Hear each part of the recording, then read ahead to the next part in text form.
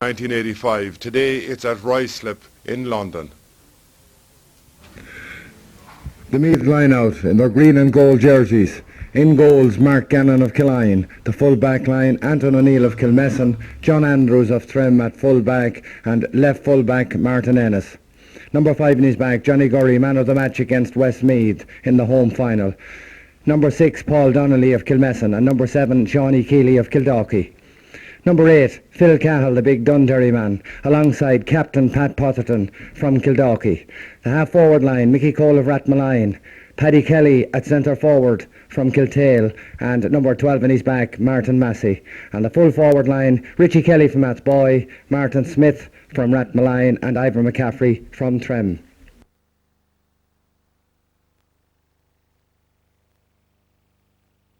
The London line out in their white and green. In the goals, John Farrell of Tipperary and Brian Barrows in London. The full back line is Michael Murther, Clonkill in Westmeath and St Gabriel's. Full back, Liam Long, Kilkenny and Sean Tracy's. And number 4 is Noel Handley from Limerick, also from Sean Tracy's. The half back line is Willie Lohan of Tipperary and St Gabriel's. Centre half back, Westmeath man Adrian Wolfe, Brian Barrows in London, and number 7 on his back, JJ Shields of Galway, who plays with St Gabriel's in London. The centre field is big Tim Maloney from Tipperary and Sean Tracy's in London. Number 9 alongside him, Clareman Damien Power from Desmond's. The half-forward line, Kevin Lahey of Tipperary and Desmond's. In the centre, number 11 on his back, Liam Aldridge, Kilkenny and Brian Barrows. And number 12, Donald Murphy from Dublin, St Gabriel's in London, the only Dublin man on the team. On the full forward line, danger man Colm Spain from Kinnity and Offaly, playing with Thomas McCurtains. Full forward, Martin Carroll, another danger man, Tipperary and Sean Tracy's. And finally, number 15, Mick Fleming, a Tipperary man also from Sean Tracy's.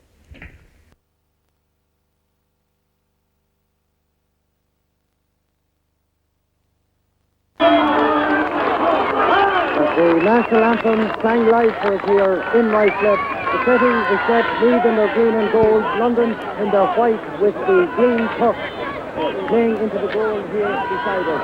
The referee, Terence Murray from Limerick, checks his watch. He's about to start the 1993 All-Ireland Senior Hurling League Championship. The first man with it is Phil Cahill. He sends a long ball in, stopping 13 metres out. Out come backs and forwards. It's punted down.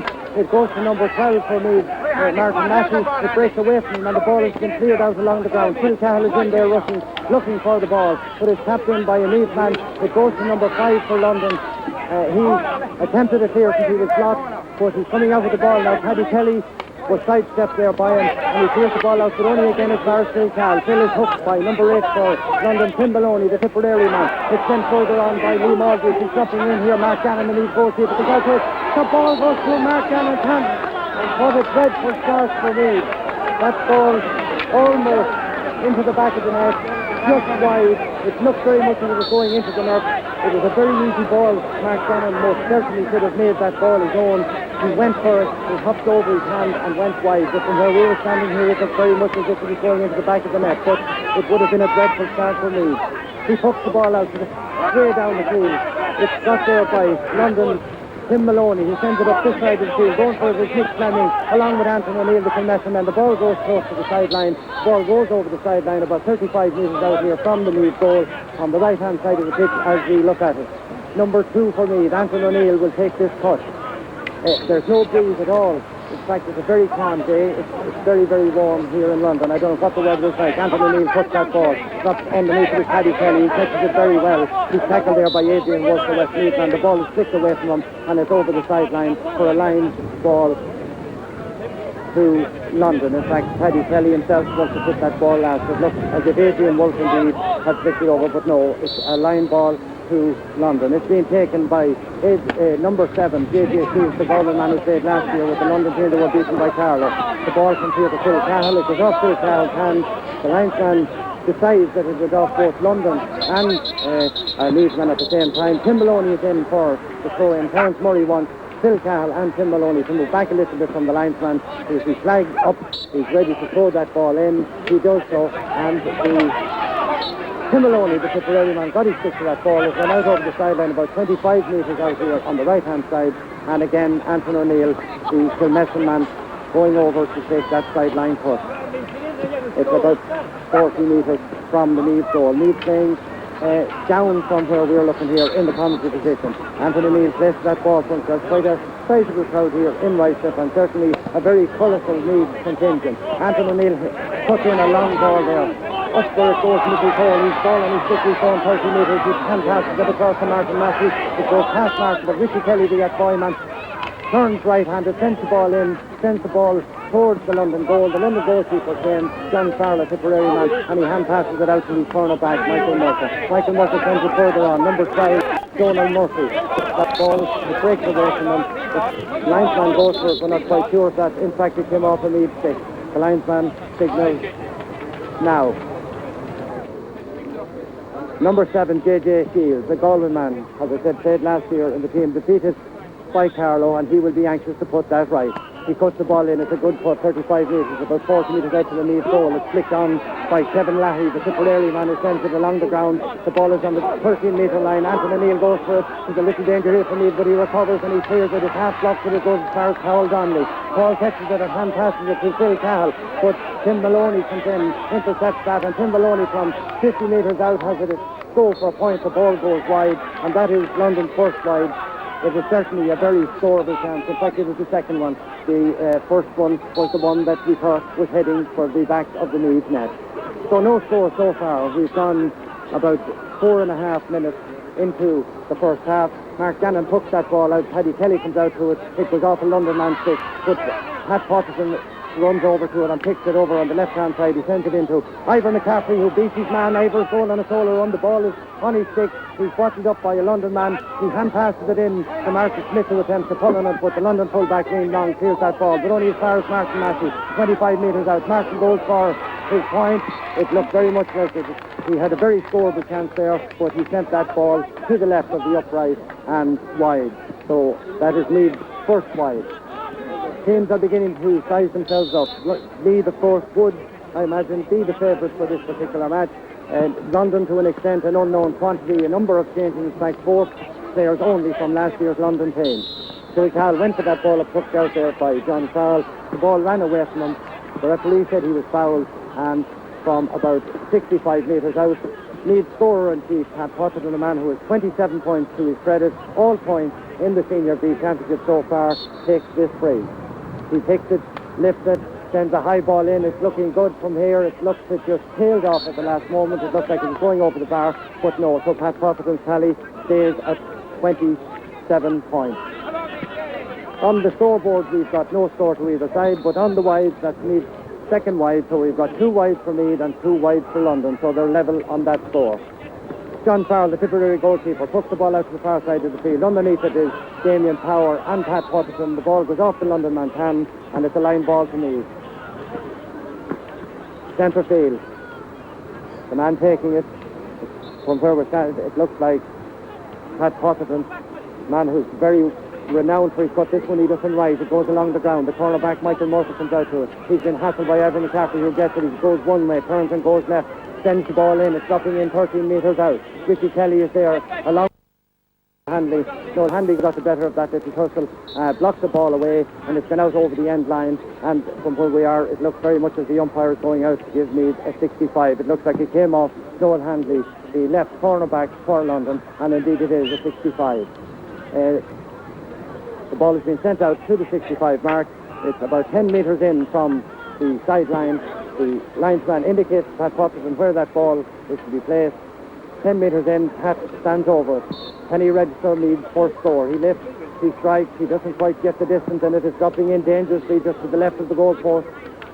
London stick to it. Number 9 there, Damien Power, sends that ball out. Waiting for it is Donald Murphy. He sends the ball in here. John Andrews goes for it with Paul Donnelly. That ball broke away from John Andrews and Martin Carroll. Paul Donnelly gets it and sends it down the far side of the field. Pat Potterton over on this side of the field. Pretends to go one way. He's Phil Cahill, a lovely pass, left-handed to him. Cahill sent in a long, high ball. This is dangerous coming for London, but the London goalkeeper, John Farrell, grabs it. He's coming out, and he's been hooked, but he picks the ball out, but only as far as Paddy Kelly. Paddy straight in front of the goal, 30 metres out.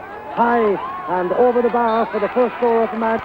We have got about 7 minutes gone. The first score of the match is a Meath score and they appear to be settling down to the task on hand. There was a lot of talk among the London people that they weren't sure of the quality of this London team, in that they have difficulty in preparing sides. But in saying that, the record in the last 8 years in the Senior B certainly is worth noting. The first Senior Hurling B All-Ireland title they won when they defeated Meath in Stren 1-8 to 1-6 in 1985, and since that they've won 3 other titles. So along with Antrim, they're the only side that has 4 Senior Hurling B titles. The London goalkeeper John Farrell, Tipperary, and Brian Boru's here in London tucks it out, it breaks away. Johnny Gurry goes to pull it on the ground. It runs along the ground. The umpire or the linesman put his flag up there, but that ball certainly was not over the line from where we were here. He gave the line ball to London. Johnny Gurry, it looked like it was going over the line. Johnny Gurry stick to it before it went over, but the linesman had his flag up. Willie Lohan or J.J. Shields will be taking that. In fact, it's J.J. Shields. He cuts it in about 40 metres. Phil Cahill is underneath it. Phil is having quite a good game at centre field. He turns right-handed, but he's blocked by the number 10 there, Kevin Lahey. He hand passes it out to John Gurry. John down along the right wing to it and over the right wing, and another line ball to London about 40 metres out from the London goal. And these two teams are certainly showing a lot of respect for one another so far. The score line is Meath 1 point, London no score. That score coming from Paddy Kelly after 7 minutes. Sideline cut to London, 40 metres out. Down on the right-hand side, it's a long cut. It drops in. Paul Donnelly catches that brilliantly. He was under pressure from number 9, Damien Power, and sends the ball in. The left corner, the left half back, J.J. Shields gets it. He goes on a solo on the referee decides that he was fouled, and it's a free into London from about 75 metres, 80 metres out. The man to take that will be Tim Maloney, number 8 on his back, from Tipperary, and Sean Tracy. He looks at the goals, he bends, he lifts, and he strikes.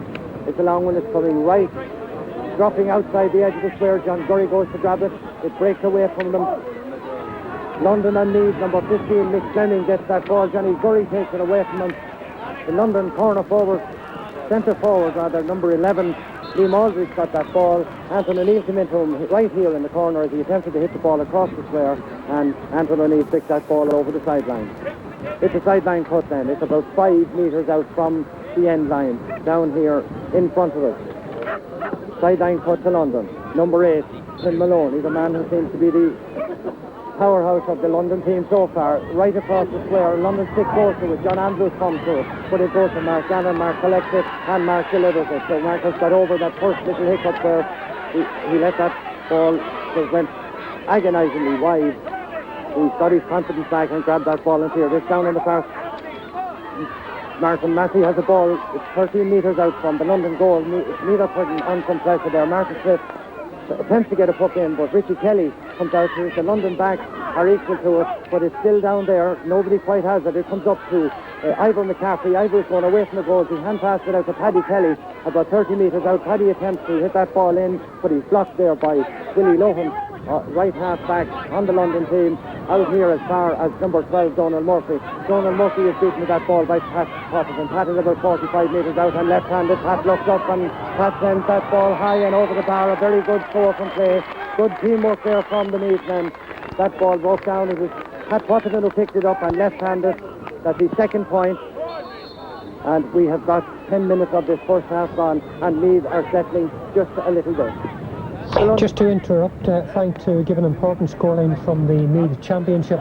And the news is that Centralstown are almost certainly out of the Meath Senior Football Championship. Last year's beaten finalists were held to a 1-7 to 10 point draw by Ballinlough. A late goal and a point, equalising point coming from Jody Devine, which means that if Walterstown tonight beats St Michael's, that last year's finalist Centralstown will be out of this year's Senior Championship. Back to you, Frank, in London.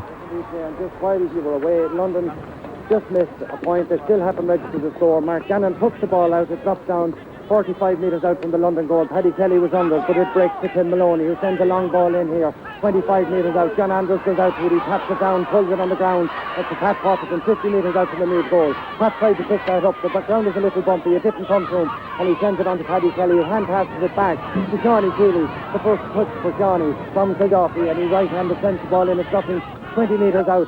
Mickey Cole attempts to get onto it, but number 7 there for London, J.J. Shields of Galway, gets it and clears it out, but only as far as the number 7 on the Meath team. He's blocked Sean Keeley as he attempts to puck it. Pat Potterson is under it, but the London man gets it in. It's doubled on by Liam Aldridge. 30 metres out. Number 14, Martin Carroll gets it. John Anders is with him. And Martin Carroll turns and left-handed sends that ball high and over the bar for London's first goal. We've got 12 minutes of the Senior B final. The scoreline reads London 1 point, Meath 2 points. But the game certainly so far hasn't come alive. Teams are showing a lot of respect for one another, but perhaps Meath have set a little more. Hooked out Phil Cahill. Doesn't quite get it up in his stick on Mark Gannon's hook out, but he has it in his hand now, and he hand passes to Pat Potterton. The London men block him again, but it breaks and Pat follows it. He picks it up. He's been tackled there by number 9, Damien Power from Clare. He drops in a ball that's going just to the left, just to the right, and wide. That was certainly a little chance there from Pat Potterton, but Damien Power, the Clare man from Desmond here in London, paid him close attention all the way, put him off a little bit on his stroke, and that ball went wide. Another scoreline from back here in the old sod at the moment in Louth Senior Football Championship. Gales at half-time. Gales 6 points, Newtown Blues 2 points. Gales playing with the wind in the first half. The Blues have shot 10 wides.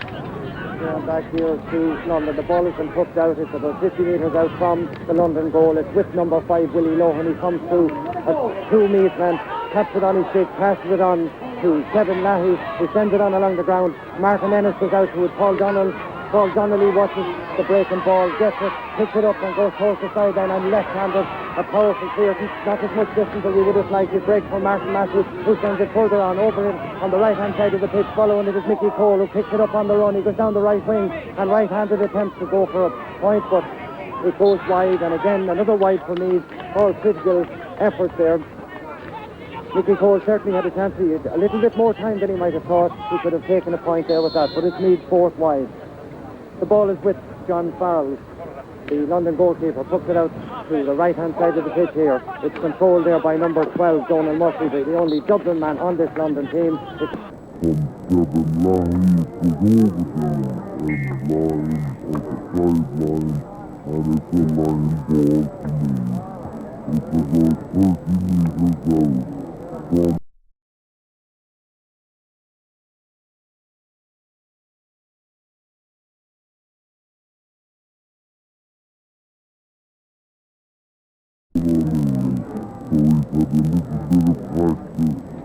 On the sideline foot, he finds himself a suitable spot and places it steps back from it, making sure he knows where his man is. He turns and he puts it. It's a very good one. It goes about 60 metres. It's dropping down. Mickey Cole is underneath it. So too is JJ Shields. It goes in past a lot of them. It's sent across by Ricky Kelly. It goes to Mickey Cole again, but the London man gets his stick to it and clears it out. Back it goes to Ricky Kelly, who left-handed sends it low along the ground. Ivor McCaffrey is over, out of his position. The ball, he's on his own. He attempts to pick it up, but the London defence, number 4 with the ball, Noel Handley, left-handed up this side of the field, and it's dropping down. Phil Cahill again is underneath it, and Phil grabs it. He goes in a solo run, a long hand pass over to the left-hand side. It runs over to Paddy Kelly's head. Paddy picks it up on the run. He's running away from the goal. He turns and left-handed, a very good point from Paddy Kelly from about 35 metres. That was marvellous teamwork there. Huge catch from Phil Cahill. Saw Paddy Kelly over on the left-hand side, sent the ball to him. Paddy picked it up on the run and left-handed over the bar for Meath's third point. The lead now by 2. And we've got 16 minutes of this first half here in Ruislip gone. The London goalkeeper at this stage, we'd have to say, almost overworked. John Farrell to put it out again from the edge of the square. He puts it out this time. He goes to the far side of the field. It drops down underneath Martin Matthew, attempts to catch it. It breaks away from him. Damien Power gets it, and Damien Power sends it in the right-hand side. Underneath it is Mark Ennis, but so too is Martin Carroll. Martin Carroll lost that ball to John Andy, who dispossessed and took it and cleared the left-handed one down to the centre of the field. Ivor McCaffrey, his tugmate from Trim, gets it and sends it in to Martin Smith. Martin playing at full forward, well out from the full forward position. Turns round left-handed, having a go at the point, but unfortunately it goes wide for me. 5th wide. 3 or 4 score the chances there that have gone wide that could very well tell at the end of the day. But at this point in time, Meath are certainly in control. I'm joined here on the balcony. The man that's keeping statistics for me and doing a little bit of analysis is CJ Murphy, himself a former Meath player and of course a well-known Trim hurler. CJ, how do you feel Meath are settling? I think Meath are very strong down the middle. Paul Donnelly and Philip Cahill are playing very well, and Paddy Kelly is playing very well on the 40, but they're just not steady enough on the ball and they're due to hit them over the bar. They're after missing 5 scores from easy enough positions, and if they can just put them in over the bar, I'd say Meath will have a very good chance of winning. A quick analysis of the London team, but just before we do that, there's an immediate attack going down. Martin Smith goes for it. The full-back for London, looks like he fouled him, but the ball runs to Ivor McCaffrey. Ivor on the right-hand side, out of his position, attempts to go for a score there. The referee decides he was fouled, and from the 20-metre line, about 25 metres to the right of the London goal, it's a free in for Meath, and no doubt the man walking down to it is Pat Potterton. He's already got 2 points, 1 point for Meath today, rather 28 points in total in the championship. I think this is one that Pat will certainly add to his tally. He places it. The referee blows his whistle. Pat Potterton bends and lifts and strikes, and it's over the bar for a point for Meath. 4 points to 1. We are gone 18 minutes into the first half, and Meath lead 4 points to 1. The ball again is with John Farrell. He pucks it out this time. He's switching his pucks every time he gets it out to the right hand side of the field. It breaks to the London number 7 JJ Shields. The ball goes away from him. It goes to Martin Massey. Martin Massey about 80 metres out. Has to go for a point. It's dropping just to the right. The London goalkeeper comes out and shepherds that ball wide for yet another Meath wide. I hope that those wides will not be ruled before this match is over. But again, as I say, John Farrell most certainly is overworked. DJ were just saying Meath are settling, they're playing well, they've missed a number of scoreable chances. But in saying that, what is your assessment at the moment of what you've seen of London so far? In some positions they seem to be strong enough. The full back line is hurling well, both wing backs are hurling well. Matt Cole and Martin Massey are not really getting into the game at the moment. And they're allowing their opponents to clear good ball down. But the Meath defence looks very strong. The full forward, I'd say, for London, maybe their biggest danger. He scored a nice point from about 30 yards, their first score. But if John Andrews can keep good and tight onto him, as he has been doing, Meath should be okay. Okay, it looks like from what DJ's saying, I think I've been trying to agree with him at this stage. Meath are settling here. It's a free to Meath and to Pat Potterton in the centre of the field, but Pat didn't quite get that one right, so the scoreline remains 4 points to 1. That is 7 wides to Meath, and we hope they won't need any of those wides. John Farrell, the Tipperary man in goal for London, signals that he wants to put the ball out. He comes out on the left-hand side of his square, sends it out here to JJ Shields, the Galway man, who left-handed turns and sends it up along this side of the field. Number 12 there, Donald Murphy, the Dublin man, gets it, and Anthony Neal is beside him. He gets his puck in nevertheless, but only as far as Phil Cahill. Phil catches it, controls it, hand passes it to John Gurry, and John is on a run down the right-hand wing without taking the ball in his hand. He attempts to clear it, but he's still going with it. It's on the ground. There's 2 London men along with him. One of them gets to stick to it, and the ball is sent back up here. Underneath it is Anthony O'Neill, but his marker goes for that ball, number 12. He was tripped by a Meath stick. He certainly made a dive of it as well, but he certainly was fouled about 25 metres out, and it is a free in to London. Terence Murray, of course, from Limerick, a well-known referee, is the man in charge.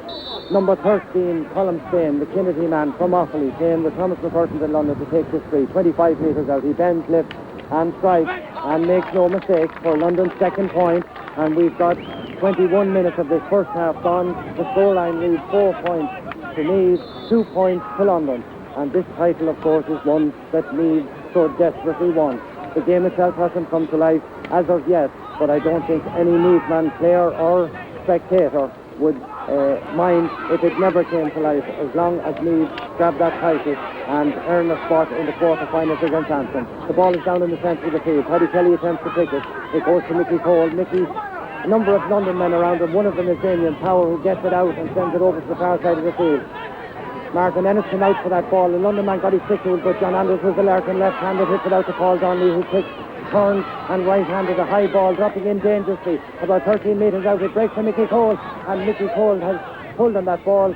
The London man got his stick to it and cleared it out, and it comes all the way out to number 5, Willie Lohan, Tipperary man. Left-handed, clears it out to the centre of the field. Johnny Gurry and his man, number 15, Nick Fleming. John Gurry gets that. You could hear the cheer from the crowd. He hand passes it to Martin Massey. Martin right-handed attempts to go for a point, but it's blocked down by the London defence, and certainly the London full-back lineup, Michael Murtha, Liam Long and Noel Handy, are giving them Meath forwards no space. That ball is cleared out. Number 10, Kevin Lahey from Tipperary Gusher. He sends it to Martin Carroll, another Tipperary man. He flicks it on past John Andrews, but Mark Menace comes out, pulls on it on the ground, but only as far as number 11. Liam Aldridge, who sent a low left-handed ball over here this side of the field, but it goes 20 metres to the left of its target and dribbles harmlessly over the sideline. London have actually got a right half forward. Donald Murphy has been moved over, and Mick Fleming, two men have switched. Mick Fleming and Donald Murphy from Dublin and St. Gabriel have switched positions. So Johnny Gurry now is Mick Fleming. The ball is hooked out by Mark Gannon. It's just the players there. London man gets his pistol. It comes as far as Pat Potter. The left-handed to loose Paddy Kelly from about 45 metres out. Paddy swings at it. He's tackled there by number 9, Damien Power. He gets another left-handed, and it looks very good from where we are here. Yes, another left-handed point. Paddy Kelly, 5 points to 2 for Meath.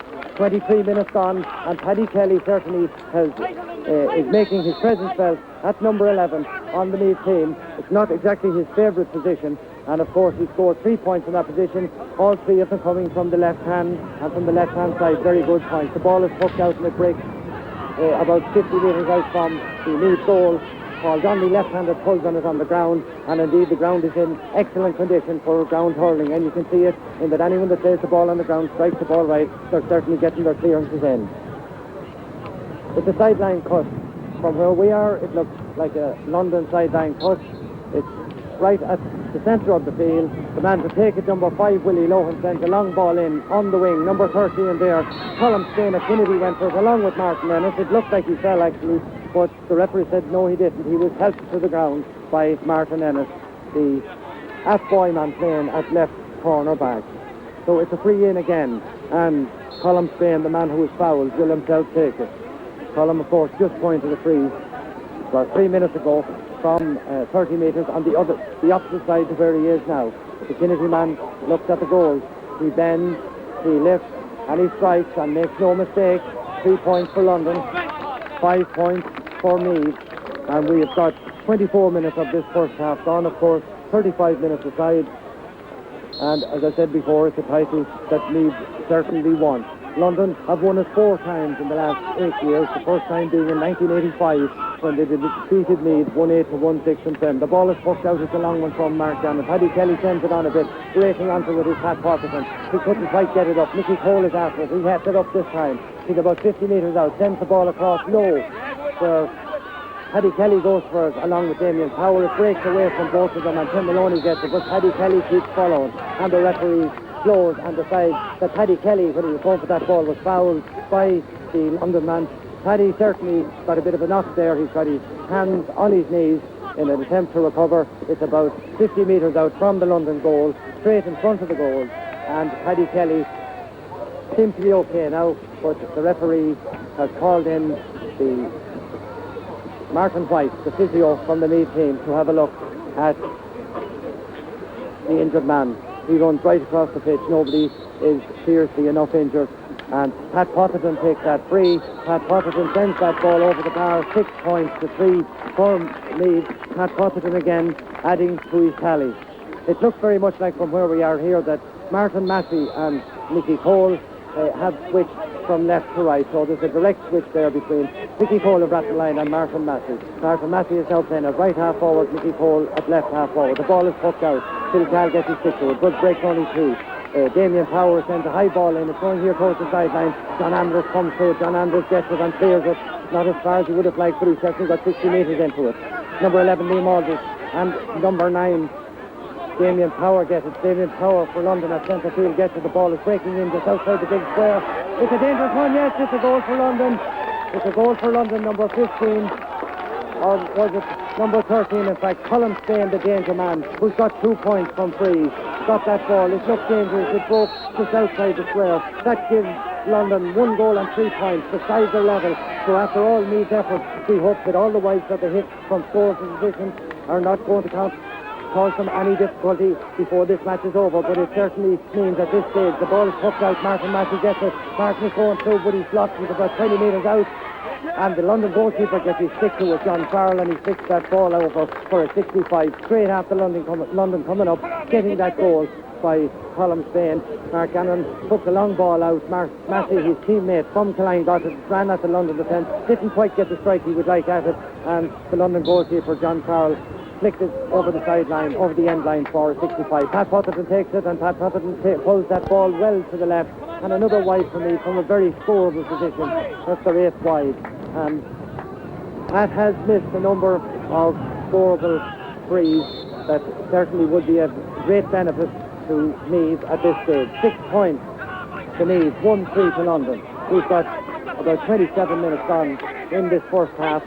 Meath certainly, in spite of the fact that the sides are level, Meath certainly appeared to be in control, but that was a goal that certainly could have been avoided.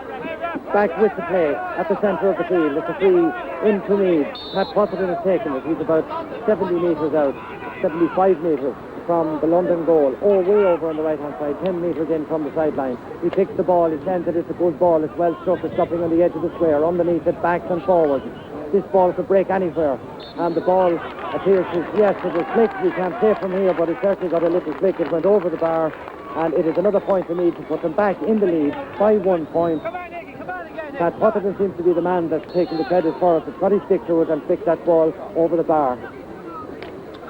From his free, it flicked on and over the bar. So 7 points to Meath, 1 goal and 3 points to London. The ball is hooked out, it's sent up here, coming about 25 metres out. Martin Carroll, the full forward. This causing John Andrew a little problem. Martin Carroll turns and Martin Carroll sends it over the bar to level the sides again. And he certainly is, as CJ is coming up just a little while ago. He's a danger man there if he gets the right kind of ball. He's turned very nicely on that ball, and from 25 metres, level the sides again. Mark Gannon with the puck out. Mark sends a long ball down to the right-hand side. Pat Potterton comes to it. He's attended by his marker. The ball goes over their head. Richie Kelly comes out to it. And Richie pretends to go left, goes right. The referee decides that he was fouled by his marker, so it's a free in again to Meath. It's about 40 metres out, 35 metres from the London goal. About 5 metres in on our right-hand side as we look down from the pavilion. Pat Potterton again is going to take it. Bends, lifts and strikes and sends that ball. Everyone looks up at it. It's going wide. He pulled that to the left-hand side and wide again. This wide tally that Meath have 9. CJ Murphy, they might want those points before the match is over. That's what I said earlier. I thought that all those wides going wide of the post is not good for Meath. And I mean, the London attack is obviously very dangerous. The full forward line of Colin Spain and Murphy at full forward is good. And here's Murphy coming with it again. Murphy is on the ball again, 21 metres out, turns right-handed, looks up and sends it over the bar. And just as we talk about the danger man, he looks the classiest forward on the London team. He's a Tipperary man, plays with John Tracy. And from about 10 metres in on the sideline, a very awkward angle, 13 metres out, he turns and puts that ball over the bar. London 1 goal and 5 points, Meath 7 points, and that gives London the lead for the first time with 30 minutes of this first half to go, 5 minutes left. The ball is picked up by Mark Gannon. Tim Maloney, the Tipperary man, gets it at centre field for London. Martin Ennis blocks it down 40 metres out as far as Paul Donnelly. Paul is blocked by the number 10, Kevin Lahey, and the ball is among a number of players, but Meath man gets it clear. Phil Carroll goes for it again. He's blocked by the London man. Martin Ennis pulls in it, but Phil Carroll gets it. He showed it heavily, but he gets past that. A big, strong man from Dundee kicks that ball forward on his footing, but only as far as Damien Power, the chairman. But Carroll is still there and still trying. Power hand passes that ball out to Kevin Lahey, the Tipperary man. He sends a low ball in. It's 13 metres out, right of the Meath goal. Anton O'Neill goes across there with Donald Murphy, the man who switched in to mark him. And it goes as far as danger man Martin Carroll. Left-handed passes it out to number 13, Colin Spain, the other danger man. But Anton O'Neill comes in net and gets that ball off both of them and pulls it down left-handed the far side of the field. And a London stick to it and a London boot to it, and it goes over the sideline for a line ball to me on the 50-metre line. Sean Keeley, the man number 7, the linesman brings him a little bit forward, so it's about 60 metres out from the Meath goal on the left-hand side as we look down. The linesman is talking to somebody. Sean Keeley steps back from the ball. As he steps out to it, the linesman signals and Johnny Keeley cuts the ball. It's not a great one. It's along the ground. It's doubled on there by a Meath stick from the London man. Pat Potterton is reading that ball there. Pat runs in behind everybody and down along the left wing. Left-handed, he sends in a dangerous looking ball across the square. Comes Richie Kelly. It's in the net. It's a goal. It's a goal for me. Pat Potterton was in along the left-hand wing. Left-hander sent it in. It was dangerous all the way. Mickey Cole, the Rathmalayan man, it looks like, We're just not quite sure. It appears that it went all the way through the net. The London goalkeeper came out to it. He obviously misjudged it, and I think Pat Potterton, like the previous point that he got from the free, Pat Potterton is getting the credit for that goal. So it's 1-7 to Meath. They're back in front. The ball is to Richie Kelly, left-handed, high and over the bar. Meath are just beginning to come to life. A lovely ball in from the centre of the field. Richie Kelly from McEVOY snapped it up straight in front of the goal, 16 metres out and left-handed over the bar. 1 goal and 5 points to Meath. 1 goal and 8 points to Meath, rather. 1 goal and 5 points to London. 3 points in it. So Meath, after letting London come back at them, go in front, have sort of reasserted themselves so far. They're 3 points in front, and Martin, no, it's not. There's 3 Meath men wearing yellow helmets. Martin Matthews, Richie Kelly and Mickey Cole, and sometimes it's hard to distinguish them, but that was Richie Kelly who found the London man about 40 metres out from his goal, and it's a free out to London. Number 2 and he's back, Michael Murphy, the West Meath man, sends it over the far side of the field. Johnny Keeley goes for it with his man along with him, grabs it as it hops off the ground, right-handed. You can hear the Meath supporters coming to life. He drops it in 13 metres out. Martin Smith at full forward, gets that ball, he's going away from the goal. He's 13 metres out. He's trying to round his man, but the full back, Liam Long as Kilkenny stays with him and Liam gets that ball away from him to Michael Murphy, and Michael Murphy sends it right-handed out to the left-hand side of the field and over the sideline, and I think there's another little switch on the Meath team. It looks very much as if Martin Massey has come out to centre field and Pat Potterton has gone into right half forward to take his place. It's certainly Martin Massey is walking alongside Damien Power, the chairman, at centre field, so we've confirmed that switch in just a minute, but it looks very definite. Meanwhile, the ball is over the sideline. We have got about 2 minutes of this first half. The scoreline reads London 1 goal and 5 points, Meath 1. Again, we get that mixed up. It's London 1 goal and 5 points, Meath 1 goal and 8 points. Meath are leading by 3 points. 45 metres out the line ball. He's been very finicky and particular and making sure that Pat Potterton places that ball where it should be placed. They're ready now, and Pat Potterton stands back from it. He runs up to it, he cuts it, he doesn't quite catch it, he caught the ground first, but only as far as Mickey Cole. Very skillfully over his man, ball on the stick, not into the hand, high, and it looks from here as if it was going over the bar, but it tailed off wide. A lovely little bit of skill there from the small Rathmaline man. Pat Potterton comes chasing across to this side of the field from where he's taken the sideline cut over to pick up his marker for this puck out by John Farrell, the Tipperary man. John Farrell changes wings every time he puts the ball out to this side here, to the right-hand side. It breaks. Johnny Gurry just hesitant as to whether to pull or kick. He goes to kick it. He's on the ground himself. A bare ground, not hard to keep your feet. It goes to Sean Keeley, the man from the right hand, from the Kildorky on the left-hand wing, gets that ball as far as Martin Massey. Martin hand passes it on to Pat Potterton, who's moved into the half-forward line. Right-handed he turns, and right-handed he sends it wide again from Meath, 11th wide. The scoreline, London 1-5, Meath 1-8. 3 points in it with about half a minute by my stopwatch to go to half-time. Meath have been in control right from the beginning of this game. They let London back in a small little spell where London got a goal to level the match at 1-3 to 6 points. London went in front then, but Meath have come back since. They've gone quiet again. The ball is out in the centre of the field. Paul Donnelly goes for it. It gets past him, and number 11, Liam Aldridge of Kilkenny gets it. It's on the ground, and Anthony O'Neill comes into the side to sort that out. Accidentally, Phil Cahill knocks his man, trips him. Number 9, Damien Power, and the referee says accidental or not, Phil Cahill was fouled. Phil Cahill fouled his man, and it's a free in. Again, I would imagine Colm Spain, the man from Offaly. No, he's not actually. I thought he might take that ball. It's about 50 metres out. Colm Spain takes the closer in one. This one has been taken again by the man taking the long freeze and the sideline cut, Tim Maloney.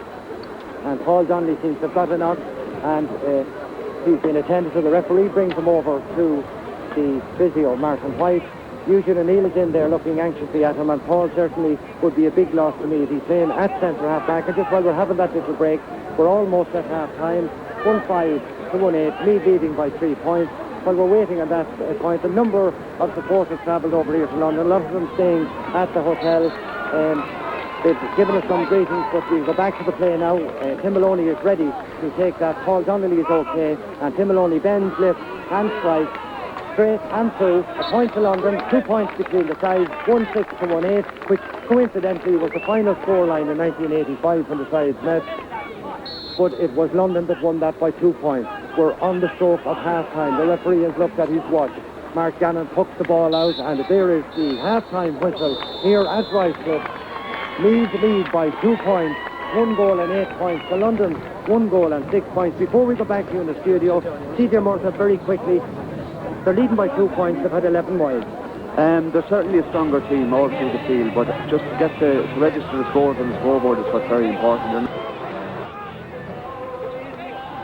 The players are back on the field to play for the second half. The scoreline at half-time, 1-8 to Meath, 1-6 to London. The players are in the centre of the field, lined up. Terence Maloney puts away his notebook, and we're about to start the second half of the All-Ireland Senior Hurling B Championship Final here at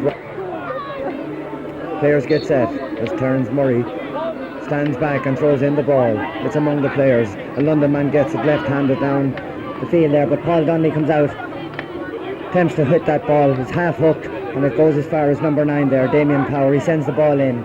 London man comes to it and turns right-handed, drops it in. Martin Ennis comes out to block it. It runs and bobbles around there. John Andrews stands waiting for it, gets it up and left-handed without taking it in his hand. Up here to this side of the field, Pat Potterton gets it there. With him is Willie Lohan, and Pat Potterton is tackled there, hand passes it back to his clubmate Shawnee Keeley, and that ball is sent up by Shawnee Keeley way up the field. Ivor McCaffrey goes for it. He's having a little bit of difficulty in getting it. He's been tackled and hassled by Michael Murtagh, but he gets it in to Mickey Cole on the sideline, and across comes Noel Handy of Limerick, and unceremoniously into Mickey Cole. He hurt him there on that, and he also broke his hurley stick.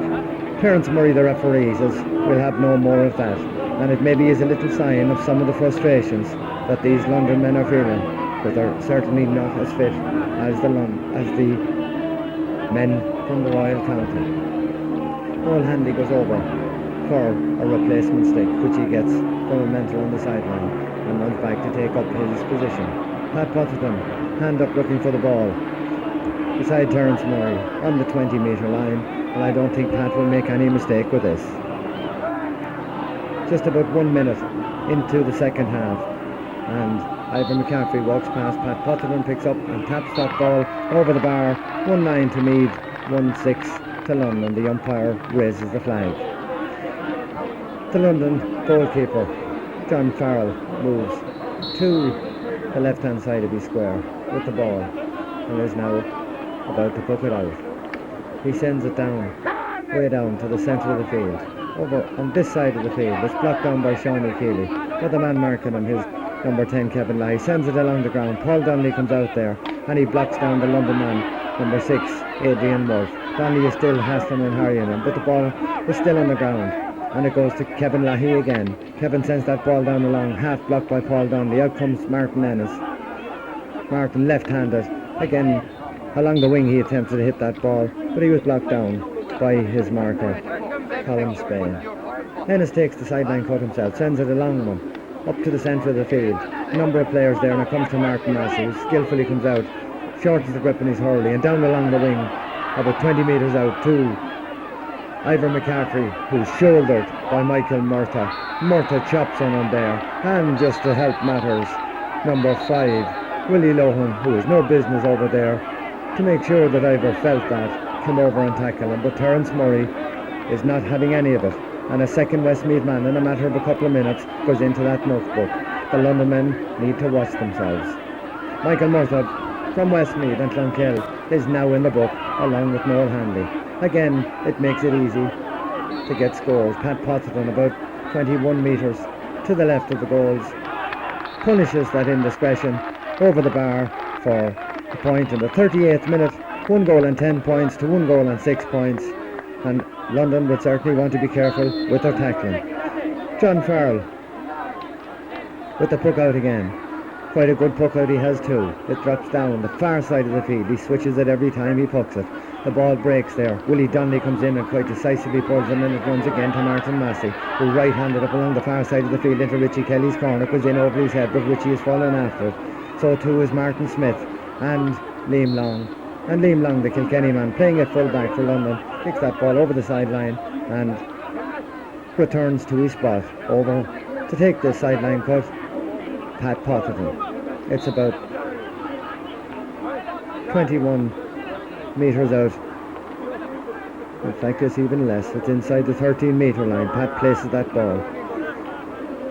This could be dangerous if he sends it across. He gets a good one into it. In the square, Paddy Kelly, and Paddy Kelly gets that ball and bats it into the back of the net for a goal for Meath. 39 minutes gone. A lovely sideline cut there from Pat Butterton, the captain of the Meath team. He cut it all the way across from, but Paddy Kelly was on the edge of the square, and Paddy finished it to the back of the net. 2 goals and 10 points to Meath, 1-6. The ball is poked out. Johnny Keeley goes for it. He's on the ground. The London man gets it and pulls it further on. Martin Ennis is tussling with his man, Colm Spain, and that ball goes over the sideline there for Martin Ennis's clearance, and it's a sideline cut to the London man. The man to take it will be Colm Spain from Kennedy. He places that ball. The referee indicates to Johnny Keeley and his marker Kevin Lahey to move back. Spain cuts it, not a good one. It goes as far as Tim Maloney. Turns and left-handed, he tries to get a puck in, which he does. It's breaking on the square, it's dangerous, and Marcana comes out among a cluster of players and catches and clears that ball out to the far side of the field. It's breaking. Mickey Cole attempts to catch it, but it breaks down from Mickey Cole, and there's a chop there. And Paddy Kelly was the offending player there, and it is a free to London. Tim Maloney, their scorer-in-chief, on the 65-metre line to take this free. He stands looking for the goals. He bends, he lifts, and he strikes. And he sends a long ball in. A great strike of the ball. High and over the bar for another point for London. That narrows the gap just a little bit. 41 minutes gone. And Tim Maloney from that free makes the score line 2 goals and 10 points to 1 goal and 7 points.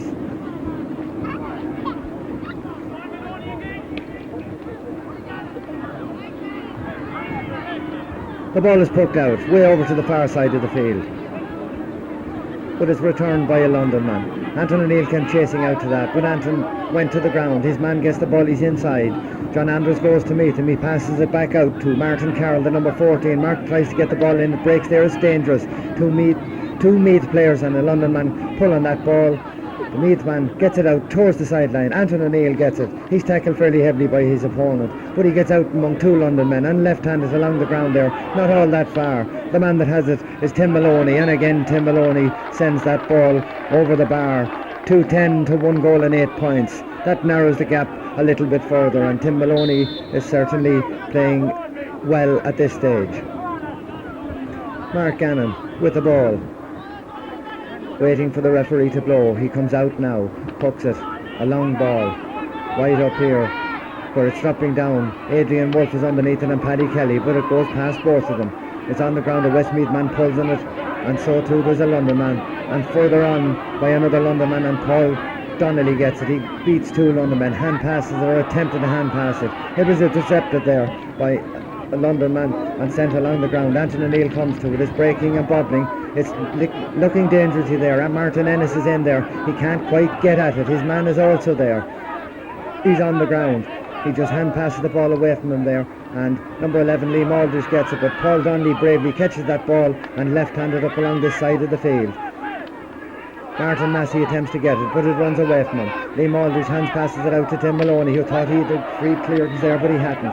But the number 5 there, Willie Lohan, sends it down, but only as far as Paul Donnelly. Paul Donnelly gets it and sends it up to all alone. Ivor McCaffrey was going on a solo run. He's been met by a London man. He went to pass that ball to the loose Meath man outside him, but he didn't get there. The London men intercepted it and it's cleared back down to the centre of the field. It breaks in 13 metres out. It's coming over to this side of the field. Shawnee Keeley and Kevin Lahey go for it. It goes over the sideline. The linesman says it was a Meath ball, and Shawnee Keeley places it. He's a good little bit inside the line, but the linesmen are finicky when the Meath men are placing the ball, although he might just let him away with that. Shawnee passes no heed on him. He steps back from that ball. He cuts it. It's a good cut. It goes about 60 metres up. It drops down there, and there is Paddy Kelly, but the ball breaks only as far as number 9. And number 9, Damien Power, hand passed it out. Martin Massey got in there among it, and Martin was fouled. Paddy Kelly is standing over that. It's on the 65-metre line. Well, just short of. It's about 63 metres from his own goal, and Paddy Kelly, if he gets this right, will drop it in around the 20-metre line. lifting, striking, dropping it in. 13 metres, breaking down there, a number of players in it. The London cornerback gets it out along the sideline, out towards the sideline, and indeed out over the sideline for a sideline cut to Meath on the far side of the field. And no doubt Pat Potterton will go to take this ball again. Yes, indeed, Pat Potterton races over there to take this sideline cut. He moves the flag, the linesman helps him, he stands back from this. He cuts it, it stays low, not all that good. Mickey Cole goes for it, but the London cornerback gets it, sends it out very close to the far sideline. Indeed, out over the far sideline, and it's again another sideline cut to Meath. 46 or 7 metres there, Johnny Gurry, and his man went pulling on that ball. Johnny Gurry got a bad bang on the ankle there, and indeed it looks as if Johnny could be in very, very serious trouble, and he would be a loss to the Meath men.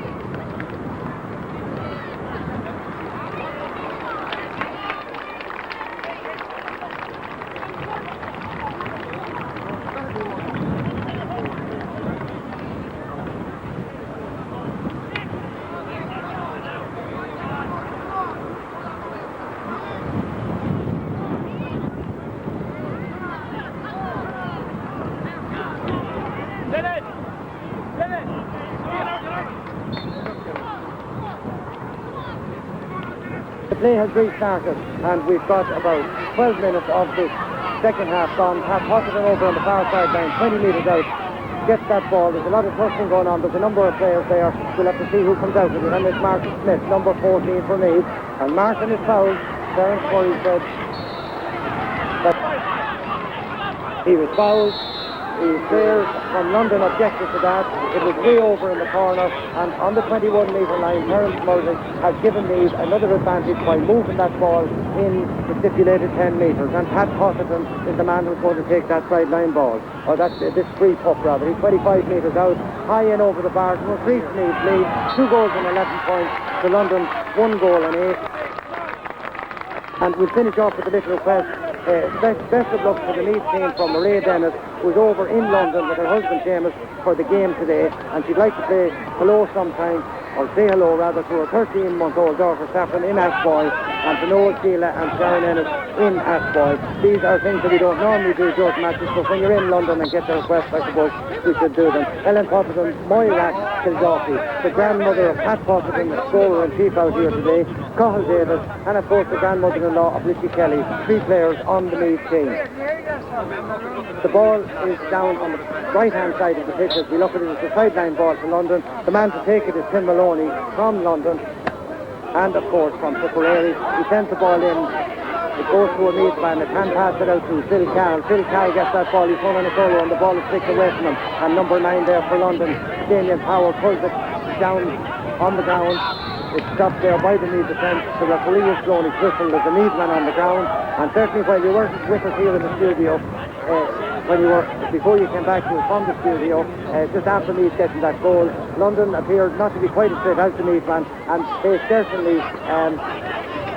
went a little bit heavy. A couple of names taken by referee Terence Murray, and I say certainly the London defence now, when Meath attacks, will want to go easy on the heavy stuff, or Terence might take some drastic action. The ball is sent from that free to Pat Potterton, 30 metres out. He grabs it. The London man comes in and shoulders him as he hand passes that ball away. The referee says number 6, Adrian Wolf from Westmeath illegally shouldered him there into the chest, and it's yet another free into Meath, 2-11 to 1-8. 14 minutes into the second half. Pat Potterton stands, feet apart, bends, lifts, and strikes that ball. Has he got the range? He has the height. Another point for Meath to 12, which is 18 points to 11, 7 points in it for Meath. and Meath have taken complete control. Paddy Kelly certainly is having a marvellous game on the 40 with Meath. Had a marvellous game against Westmeath, and certainly he's making that number 40, that number 11 jersey his own. The ball is hooked out, Phil Cal gets his stick to it, Pat Poppleton goes to it, it runs away. Nicky Cole gets it out to this side of the field, he's going to hit it left-handed, he turns and he mishits it. The ball is running away from himself and his marker. It's near the sideline, but he gets it on a little bit. Number 2 for London. He's bottled up there by Martin Ennis and by Ivor McCaffrey. Number 3, Liam Long, the Kilkenny man, gets it, and it kicks it clear. It goes off a Meath man. The linesman decides that it looked very much as if Liam Long kicked that ball out, the London full-back, but the linesman says otherwise. It went off a Meath man. Pat Poppleton, the captain of the Meath team, inquires of the referee, is that right? The referee says it is, and Tim Maloney will take the sideline cut 50 metres out from his own goals on the right-hand side. He sends a long ball down. It's flicked in by the corner forward, Colin Stain. It's going across the goal mouth, but it's cleared out there by a Meath stick. Running onto it are 2 Meath men. The first man to it is Nicky Cole at the middle of the field. Out to Richie Kelly, a low ball in. Richie goes for it, but it runs, hits Richie's foot and goes back about 30 metres, and London send it further down the field, 50 metres out from the Meath goal. Paul Donnelly goes out there too. There's a couple of London men around him. There as well as Anthony O'Neill attempted to pick it, and Martin Ennis hooks it out to the centre of the field, where it's picked there by Damien Power, the player man. He's going forward, and left-handed he looks for the goals. Left-handed he gets the goals from about 35 metres out. Left-handed over the bar. 1-9 to London, 2 goals and 12 points to Meath. But Meath at this point are certainly in control of this match. It looks that they're much fitter, they're much sharper, and in spite of having 11 wides in the first half, they've certainly put a lot of that right. They've scored a goal and 4 points in the first 15 minutes of this second half, and are big control. Matty gets the ball from the puck out there, sends it up here. Another Meath attack. Martin Ennis beats the Liam Long, the Kilkenny man at full back for London, and looks for the goals. Left-handed is coming across the goal mouth, and it goes wide. Ivor McCaffrey was on the edge of the square there, attempted to stick that ball in, didn't succeed, and it's another wide to Meath. The umpire gives the ball to the London goalkeeper, John Farrell, a man who certainly has plenty of practice at pucking balls out today. On the edge of his square, he sends it out to the centre of the field, high into the sky. It drops down about 45 metres from the Meath goal. Phil Cahill is there attempting to get it. So too is the substitute for London, number 17, who we'll give to you in a minute. And that ball from the London man, left-handed, goes wide. They need superior fitness at this stage. C.J. Murtha definitely is beginning to tell, isn't it? Well, this is the way Meath should have been playing in the first half. They've only 1 wide so far in the second half after 16 minutes, and they're certainly putting the scores up. If they just keep along playing the way they are, taking the scores, picking them off at will, the way they're doing it, I'd say they should win comfortably. Meanwhile, Meath attack again from the puck out. Martin Massey in a long solo on 30 metres.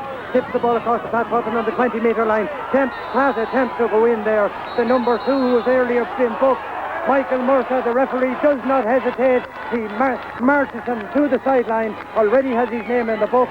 He caught Pat Poppleton across the foot there. It's obviously a free in to Meath. Pat attempted to seem to have a goal at his mercy, but the London number 2, Michael Murtha, the Westmeath man, of course there'd be a lot of local rivalry there. Pat would certainly have come across Michael Murtha from Westmeath. Meath, of course, having beaten Westmeath in the home final of this particular competition. Pat is up off the ground now, and what a captain he has. While he's been a little bit wayward with his frees and with some of his play today, he still has a nice little tally to his credit, and he's going to add to it further here. This is almost straight in front of the goals. An anxious John Davis, the Meath coach, out there with Terence Murray. So too is Noel Keating, and he gets Noel by the elbow and says, let's get off here. And the referee, Terence Murray, and the ball is tapped over the bar by Pat Poppleton, who has now scored 1 goal and 9 points altogether so far. That would mean he has scored 12 points here today, 27 so far in the championship, a fine tally of 39 points, and no doubt that will mean he'll be the leading scorer in the Senior B Championship when this match is finished this evening. The leading scorer of all the counties. The ball has been hooked out to the far side of the field. Martin Smith, another switch that was made against Westmeath, has been out to centre field, and Phil Cahill is in at full forward. It worked very successfully against Meath, but it's not as urgent seemingly as it was against Westmeath, because Meath leads 2 goals and 13 points to London's 1 goal and 9, and we've got 19 minutes gone, and Meath are certainly coming to life now. They're in control of this match. 14 London men, but that ball from about 45 metres out was met by Liam Long, the Kilkenny man, and he sends a long ball down for a London attack, but Martin Ennis comes out with it. He tips it on his stick. He's gone about 30 metres. He's still shouldering up along this ball. He looks to see if there's anything with him. Jordan's the grip, left-handed hits it. Liam Long is underneath it. Phil Cahill goes out along with him to catch it, but Liam, the Kilkenny man, caught that ball, and Liam was fouled. It was a fine catch, a fine piece of defending, about 35 metres out from his own goal. Liam Long was fouled by Phil Cahill, and the referee, Terence Murray, gives him his free. Liam goes back to that ball and he sends it on to his number 5, Willie Lohan, the Tipperary man, to take the free. It's 45 metres out from his own goal here on the right-hand side of the pitch. He sends a long ball in. It's going in, dropping down 20 metres out. Underneath it, backs and forwards. Number 12 for Martin Massey, went to centre field in the first half. Playing a marvellous game now. Sends a long ball out. Out to it goes Phil Cahill, about 50 metres on. He's chucked on by Noel Handley, the Limerick man, at corner back, and certainly the superior fitness of the Meath team is beginning to show. The frustration of the London men is also beginning to show in some of the chopping and tackling that they're going on with. The result of that, they lost a man just a couple of minutes ago, Michael Murtha from Westmeath. Another London man goes into the book. We'll tell you who it is in a second. He's running back into his position, and it is J.J. Shields, the Galway man, who has had his name into the book. Pat Potterton takes the free, 55 metres out. He bends left, and he's certainly found the range. That ball goes high and over the bar from 55 metres. Another point for Pat Potterton, 110 in total to Meath's tally of 2 goals and 14 points to London's 1 goal and 9. And we've got 21 and a half minutes of this second half gone. The ball is hooked out by the London goalkeeper. It breaks there, but Martin Massey's man gets it in front of him. Number 8, Tim Maloney. He sends it further in. It's caught there by the man on the 40, Liam Aldridge, the Kilkenny man. But he's blocked there by Martin Smith, and Martin comes by him with the stick and the ball on the stick, and he sends it further on. But number 7 there, J.J. Shields, the Galway man, gets that, breaks up that Meath attack. Shawnee Keeley, the number 7 on the Meath team, falls as he goes for that ball. And number 17, Dennis Larkin from Galway, the man who's come in as a substitute on the London team. He still has the ball 20 metres out, but Shawnee Keeley recovers, and along the ground, out towards the sideline, towards the end line, for the Galway, the Tipperary corner forward mix. Then he gets it, sends it back in. It's a dangerous ball. It's with Liam Aldridge. Liam Aldridge is locked out. Liam Aldridge goes for a goal, but the ball goes wide. That was a dangerous attack there from the London men, but Mark Gannon down on the ground to his right and had that ball covered all the way, but it's a wide for London. 4 wides in total, and Meath Court have 12 wide. On the score line, there's 1 goal and 9 points to London. There's 2 goals and 14 points to Meath. Mark Gannon hooked that ball out, and that wide tally makes interesting reading. That we're gone 24 minutes into the second half, and Meath have only scored 1 wide, having scored 11 in the first half. So they've certainly tidied up their act. The ball is below the Meath defence. Martin Ennis gets it 25 metres out, right-handed, sends it out this side of the field. Mark Smith pulls and it sends it further on. It's met there by J.J. Shields, but he's tackled and robbed by Mickey Cole. He in turn tackles him back, and the number 6 there, Adrian was the Westmeath man for London, sends it on his car, Shawnee Keeley, who returns it up here. Phil Cahill goes out.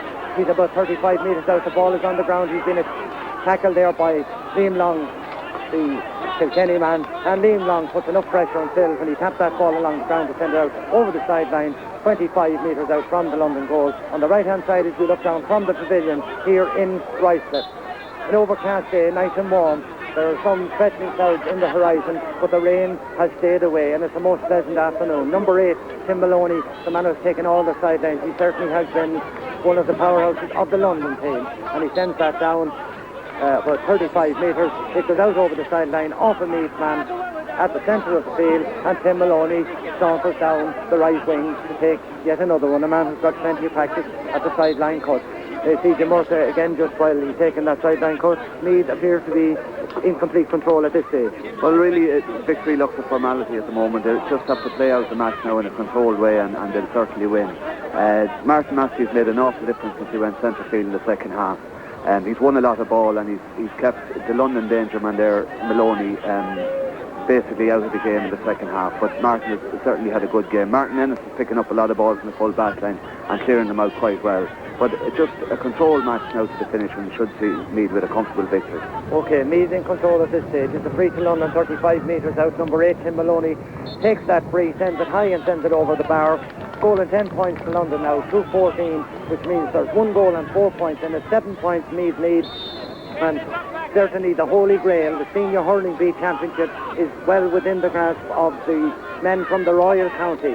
They've searched for it since 1974. Mark Gannon sends that ball out. They needed to stay in control. Number 6, Adrian Wood from Westmeath, gets it and sends it down.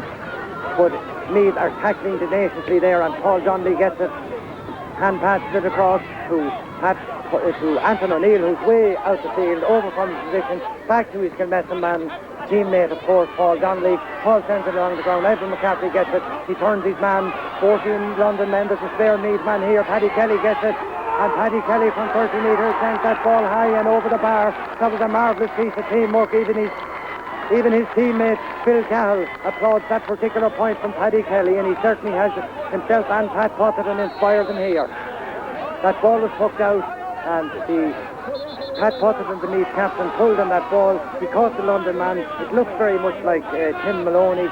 He caught him on the side of his head, but it certainly was accidental. But in spite of all that, the referee decides that it might be safest to put Pat Potterton's name in the book. So Pat is the first Meath man to be lectured by the referee. It has not been a dirty game, although it went through a small spell where London did an awful lot of chopping, which could have ended up spoiling the game. Paddy Kelly, so far, with that point that he's just scored, has had 1 goal and 4 points, and all of it has come from play.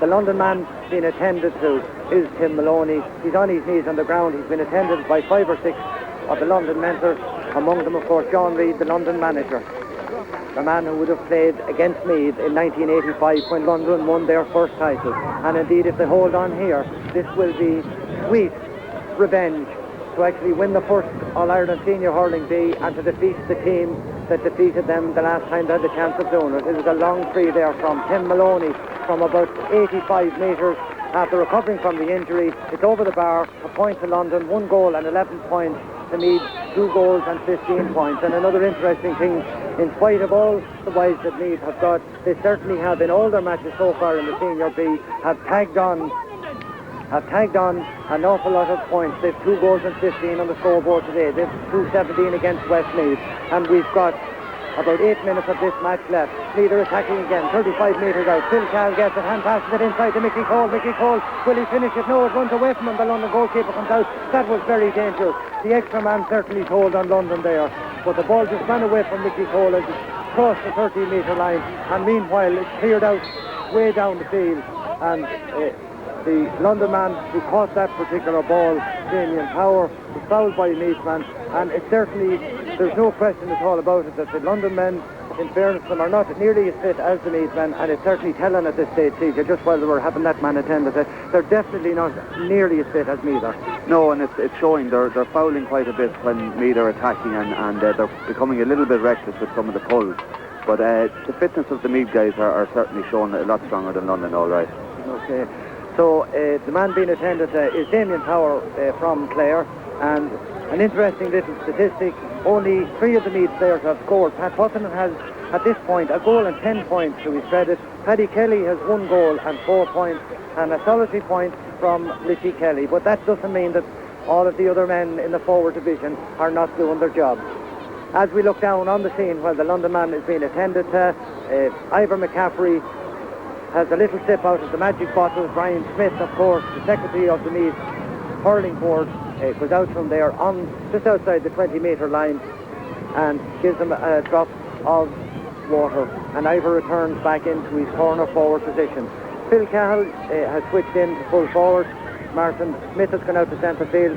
Pat Potterton has moved into the half forward line, and Martin Massey moved out earlier on in the game to centre field, and there were certainly very smooth switches that were made by the Meath mentors, and they, so far, right throughout the championship, they've made numbers of switches in various games, and they all seem to have worked, CJ. Well, they've been moving Phil Cahill into full forward in most of their games, and Martin Smith was quiet enough in full forward, but he's horsing around out in the middle of the field now and creating a bit more ball for the wing backs to clear up into the forward. So the moves are certainly working all right. Okay, so that London man was attended to. He's back playing again. The 14 men. Tim Maloney took the resultant free. He sent it over the bar. It's London 1 goal and 12 points, which is 15 points to Meath.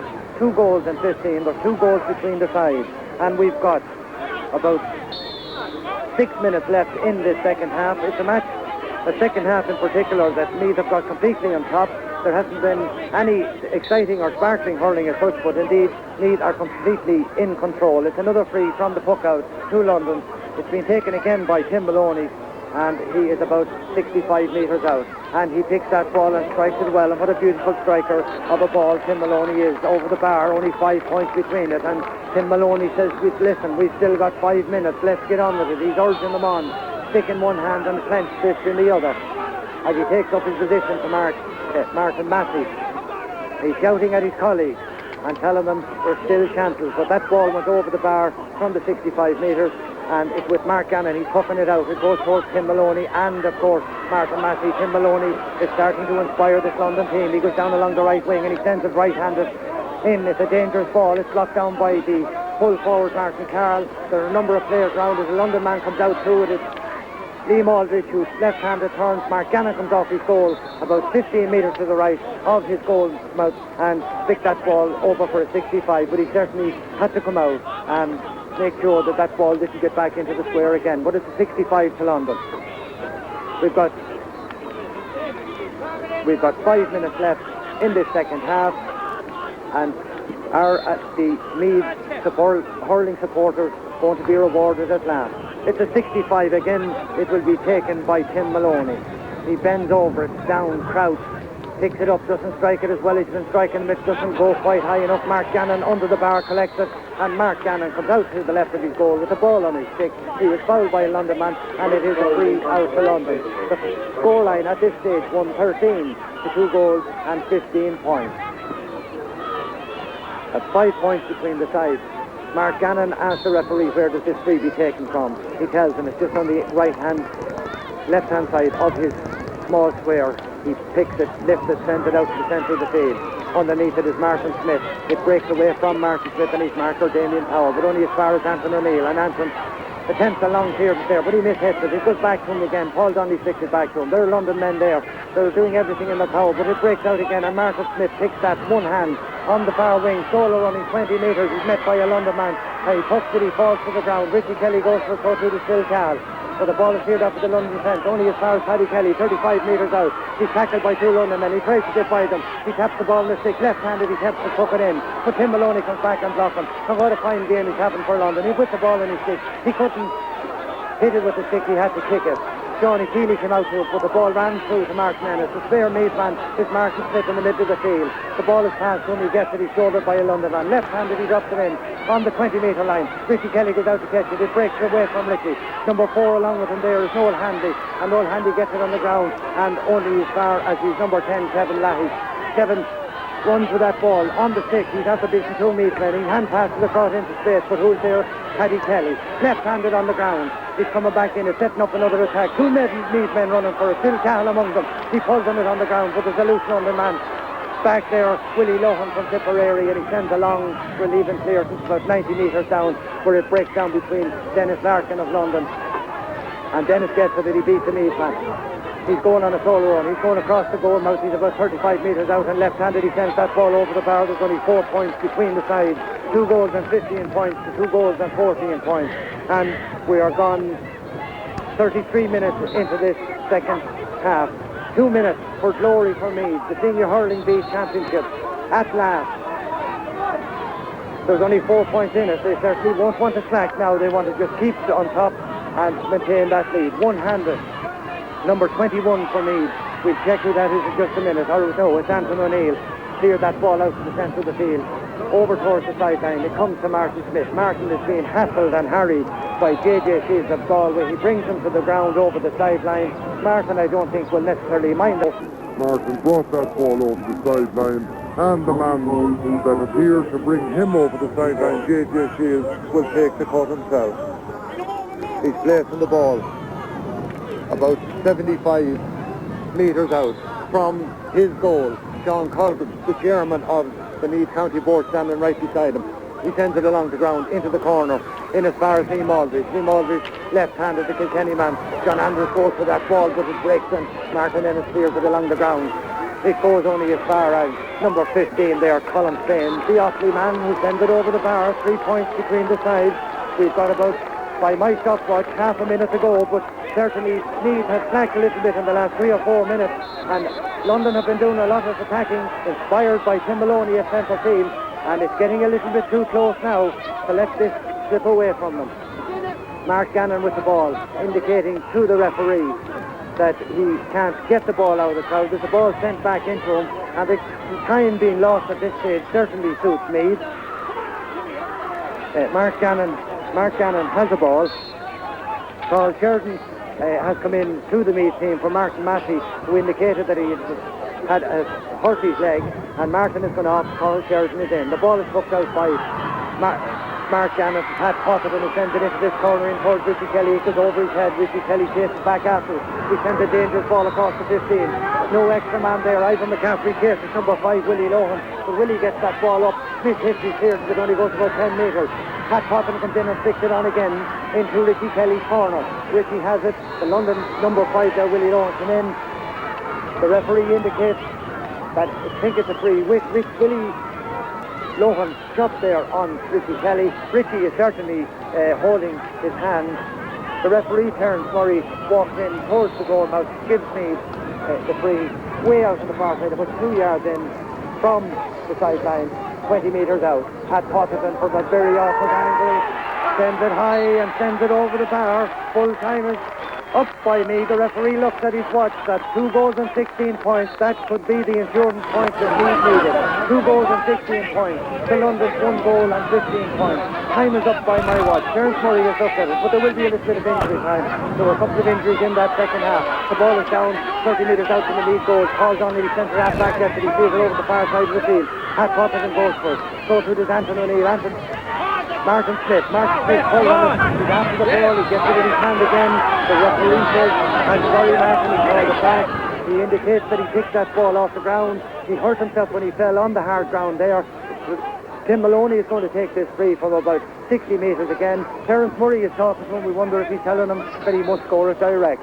We'll know in just a minute. But time is certainly up by our watch. My stopwatch, we've gone 2 minutes into injury time. Tim Maloney picks the ball, lifts it, strikes it high, and strikes it over the bar for another point for London. That's 1 goal and 16 points to London, 2 goals and 16 points to Meath, 1 goal between them in a game of hurling. That is not an awful lot. It will depend now on how much injury time Terence Murray, the man from Limerick, the man in black, decides is to be played. The ball is hooked out to Paddy Kelly in the centre of the field. He puts it on his stick, left-handed. See that an extra man, don't forget. It goes as far as Ivor McCaffrey, but there's 3 London men around him. It looks as if London had the 15 men. He was being tackled by 3 men. The Meath supporters don't agree with that. He overheld the ball, the referee says, 35 metres out, 40 metres out from the London goal. It's a free out to London, and that's a relief to the London men. Only a goal between the sides. 3 minutes gone into injury time. When is Terence Murray going to blow for a free? Tim Maloney, for full time rather. Tim Maloney drops it in. He drops it to the right of the Meath goal. In there underneath it is John Andrews, who comes out to the left-hand side and on the ground and pucks it along. It goes as far as Carl Sheridan. The ball goes away from him. He gets it on a little further to Paul Donnelly. 40 metres out. He's going on a solo run. He's been tackled by 2 London men. And he's chopped on by one of the 2 London men. They don't agree with that, but it's a free to Meath, and that is a relieving free from about 50 metres out. Paul Donnelly, who's had a very solid game at centre half back, will take this free himself, and Paul pucks a long ball, so there'll be pressure here on London. 3.5, almost 4 minutes into injury time. Paul bends, lifts and strikes, sends it up here to this right-hand side. Ivor McCaffrey is underneath it. It knocks away from it, and Richie Kelly comes across, away from his own side. Right-handed pass, a lovely ball to Carl Sheridan, and Carl Sheridan looks up. Carl Sheridan goes for a point there, but it went wide. It was a very good effort from an awkward angle, but that point would probably be almost as good as a wide, won't it, C.J. Murtagh? Well, I can't believe the way the Meath team have dropped since the London man was sent off. They were like myself, I'd say. They thought they had the match won, and they've just gone back a sight. I can't believe it. But in saying that, they should just hold out now. It depends on what Terence Murray says. Phil Cahill has the ball. It's a long ball from 50 metres. It's dropping in just to the left of the upright and just wide. 216 to 116. Meath leads London in the 1993 All-Ireland Senior Hurling B Championship, and there goes the final whistle. 2 goals and 16 points to London. Meath have reached and achieved the Holy Grail long awaited 19 years, and the celebration tonight will be in the Master Brewer in Hillingdon, where the Meath team and the supporters are staying. But it certainly was a very well-deserved win, although they went a little bit slack, as you said, CJ, there just a few minutes ago, but they were in control of the match most of the game, weren't they? They certainly were. It was hard to fathom how they fell out of the game in the last 12 minutes after being in such control. And you'd think with the extra man they would have had more control even on the match, but fair play to them. They held out in the end from a spirited London fight back. Maloney in the middle of the field scored some excellent points from frees, and he was a constant thorn in the Meath side. They tried many men on him. Martin Massey played on him for the first 20 minutes, second half played very well, and then Maloney came back and controlled the last 10 minutes.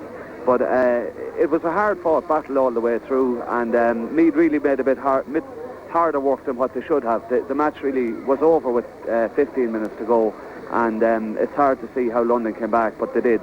But congratulations to Meath. Okay, well, there you are. That's it here from Meath. From the Meath camp, of course, from Ruislip. Meath are the All-Ireland senior hurling they've ever won it.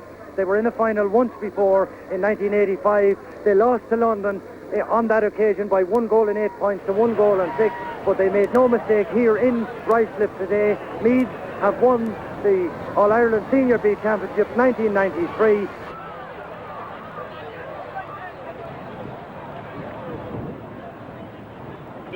And a fortnight's time, it's Antrim in the All-Ireland quarter-final, and we'll certainly be looking forward to that. There's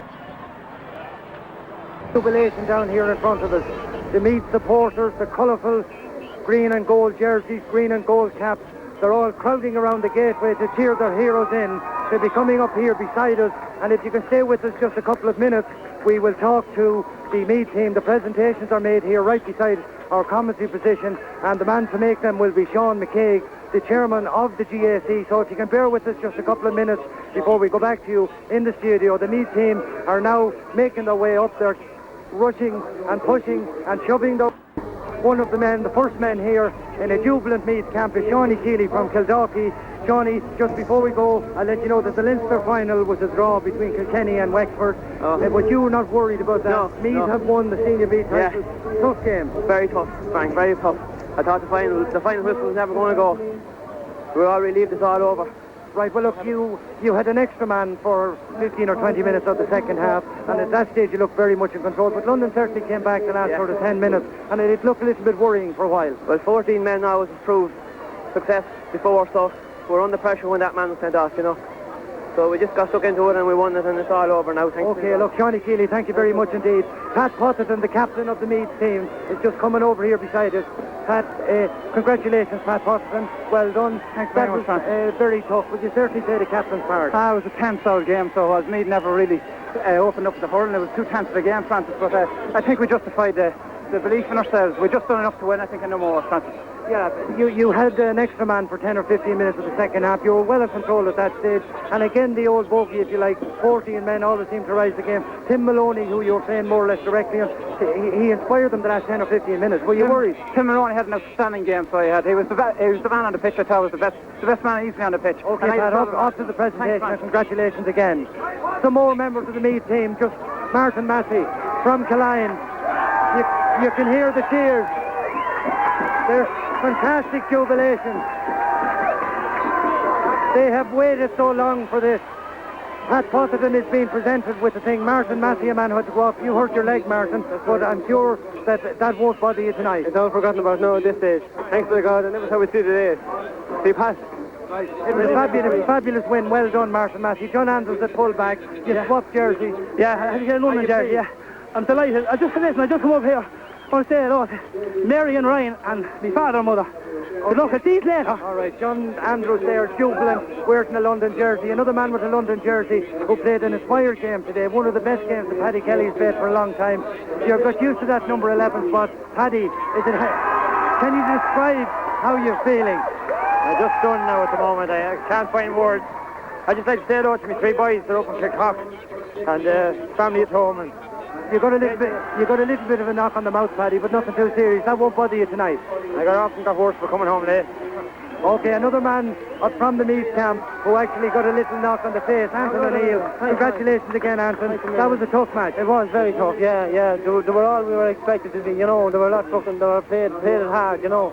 Were you worried at any stage? I was, they might come back. We started to foul a bit, you know. So I thought they'd just come back and keep getting points and get level with it. So okay, one more Meath man, Martin Smith.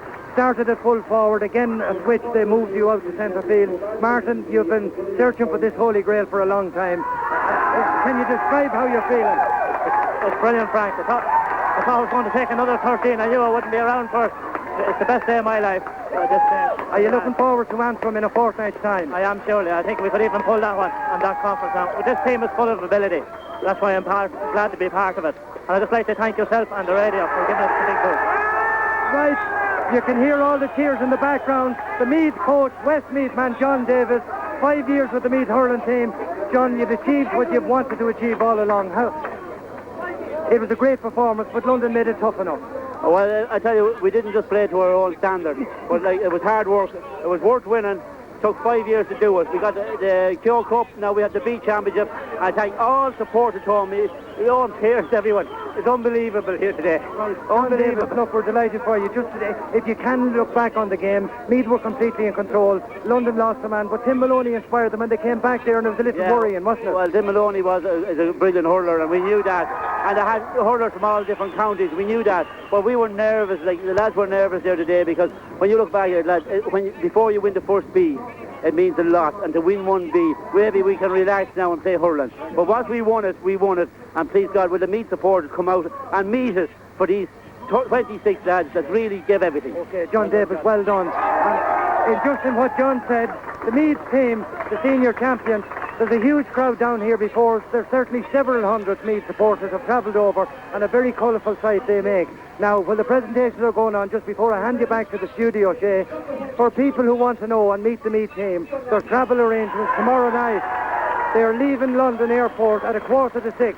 They will be in Trim at approximately 8 o'clock, and we hope everybody, all the Meath supporters in the county, will be out to welcome them back with the Senior Hurling B Championship to add, of course, to the Kyo Cup that they've won earlier on in the year. As I look down here into the crowd, as I say, we can see wearing one of the jerseys, Malachy Lynch, the Managing Director of Marlin Freight Services, the sponsors of the Meath team, and a man that deserves an awful lot of credit for actually putting his money where his mouth is.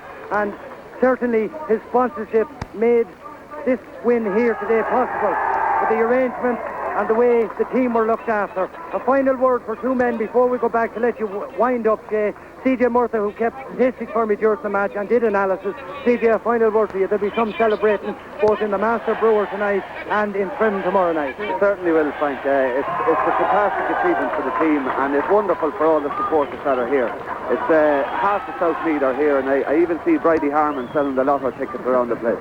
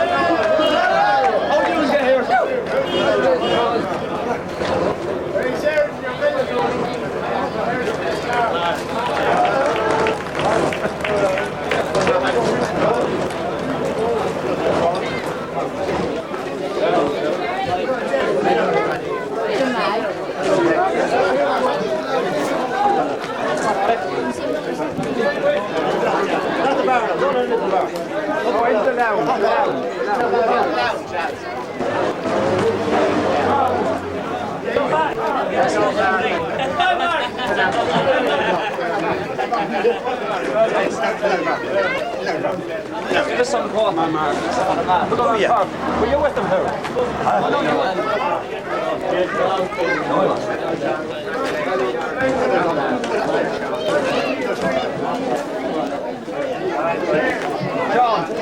John.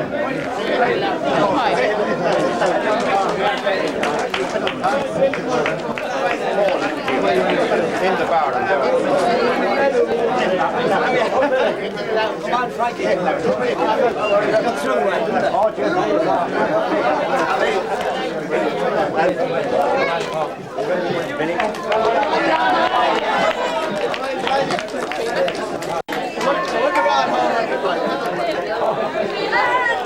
Oh, well done.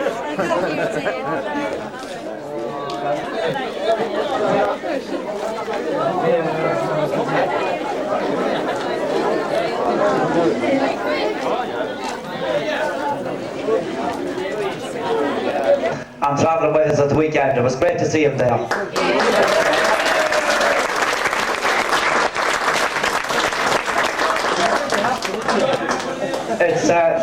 It's a privilege for me. There's plenty of lads there representing Kilmessan Club indeed, but it's a privilege for me to be a selector with this team in the county at the moment. As the boys have said, they're a fantastic panel, and each and every one of them, right up to 26 of them, have worked since last October for this. But it's a privilege to come home to the like of this reception in hurling this evening, and especially to see all the young kids there from Kitale and from Kilmessan. So I'd just like to, on behalf of the selectors of the Meath team, to thank the Kitale Club for giving us this opportunity. And please God, I've no doubt that we'll give a good account of ourselves again after. Thanks very much. Here are all some old people for a few short words.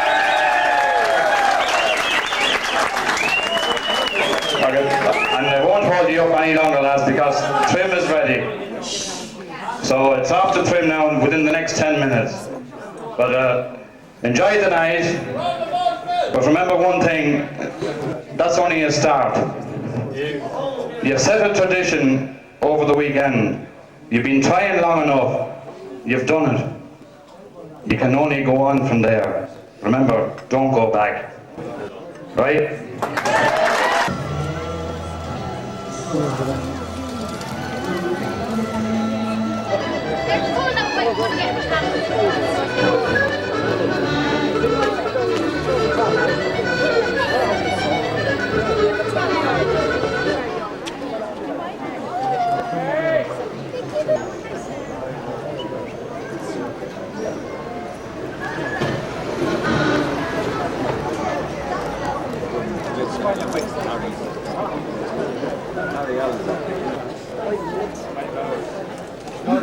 For 5 minutes.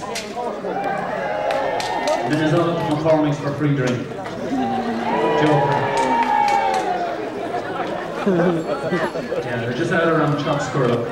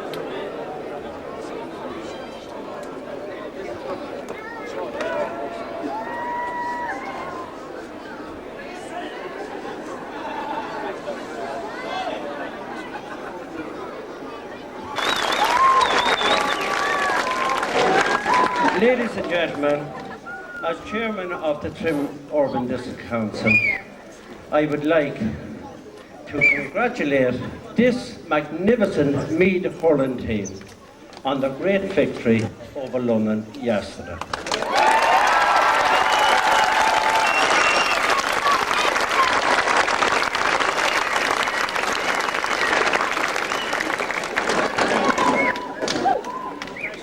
I sincerely welcome the whole of the Meath County Board and the hurling selectors and everybody involved in this great trim. Thank you very much. Well done, Robbie. We have a great personality in the chairman of the Trim Club who organised this since 4 o'clock this evening, Johnny McEVOY.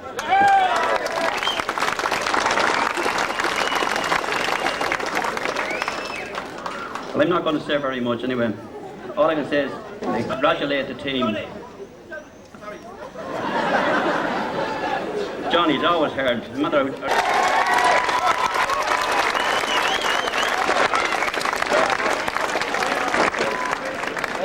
Ladies and gentlemen, I don't know where to start with them. They're all over the place. I think we'll start with the Trim players first. Eunan McCaffrey,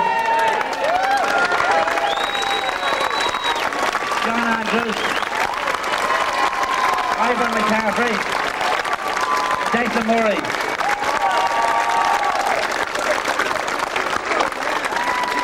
Right, we'll go to Killine then. Martin Massey, Thomas Declan, Mark Gannon,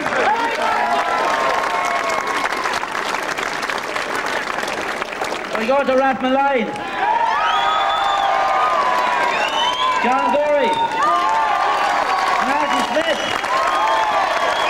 Megan Cole,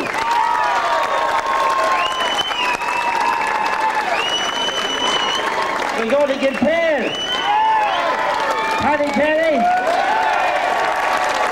Carl Sheridan, we go to Athy, Richie Kelly, Seamus Ellis, Martin Ellis.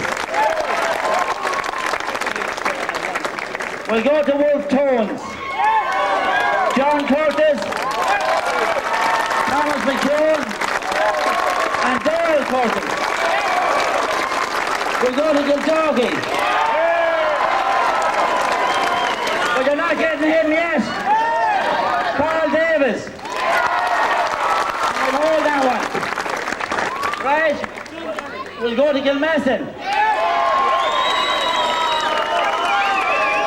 Paul Donnelly. Anton O'Neill. We'll go to Boards Mill. Sean Garrigan. John Nolan. Sorry lads, I'm sorry, I'm after missing a man here and one of our best wings back, Sean Keeley. Because we weren't expecting what's out here tonight and we didn't get anything ready and we was not finished yet. Dunderry.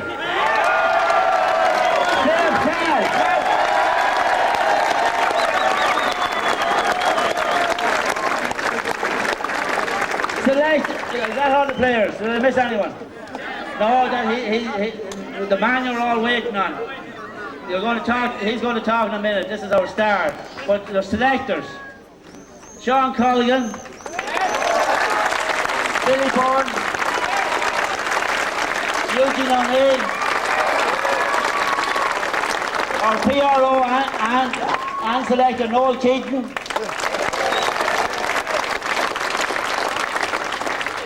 and another man in the corner always hiding away, Brian Smith, our secretary.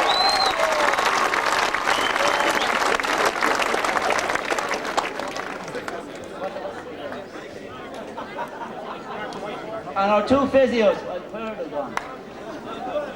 Martin White.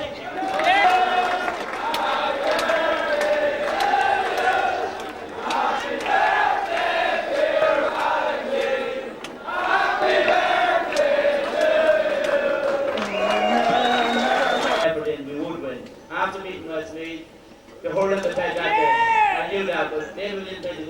rest of it. Nancy will win.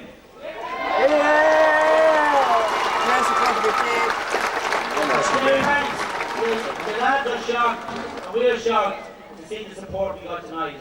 I know it's the first All-Ireland B medal we've won.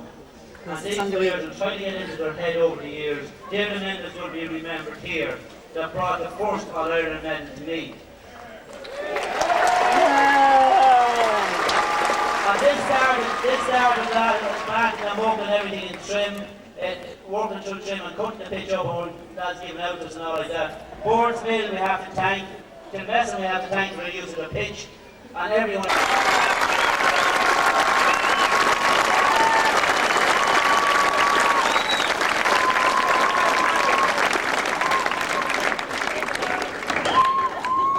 Ladies and gentlemen, friends, kids, clubmates, GA friends. Words are going to fail me here, I know that for sure. But anyway, I'd like to thank the chairman of UDC, Robbie Griffin, for having this splendid occasion. McEVOY and Ted Murtagh, our MC for tonight. This all started probably about 5 years ago, when John Davis took us over. He said to us that he'd win a B within a couple of years. That didn't happen for various reasons. We probably didn't get the support that we deserved, and a lot of bad luck on the way. But here we are after winning our B. So there's an awful lot of people I have to thank. So bear with me for a minute. First of all, one of the most important men in it was his birthday today, and we sung happy birthday. And we'd like him up here on the podium, on the stage here, please. Malik Lynch.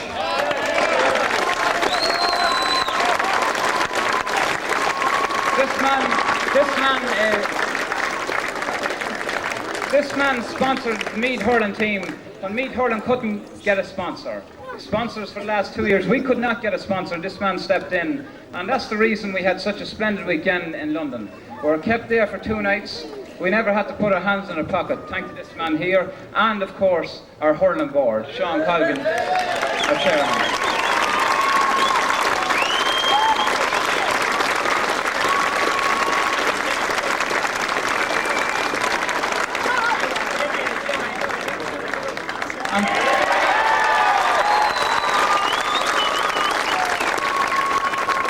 I mentioned Sean there and the vice of the hurling board. Brian Smith, the very same. He's standing on the end there, very shy man. He's the financier of it. John Davis, our trainer, trained us for 5 years, and we're all grumping and complaining about the training he was giving us. He ran us round Boardsmill and Trim at Boy in Kildare. He destroyed us. It's after paying off. I'd like to give a big round of applause for John Davis, please.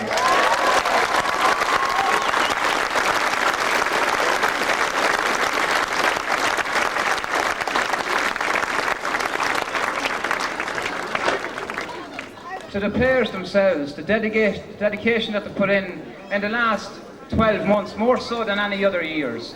They were exceptional. Any lad that never turned up for training always had a very good reason.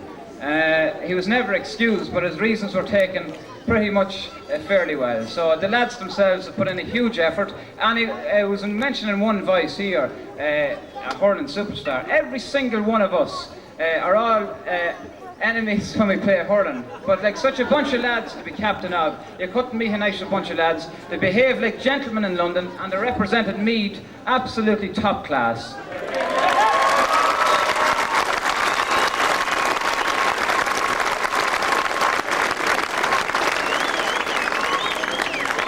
The 5 selectors were mentioned, but they should be mentioned again.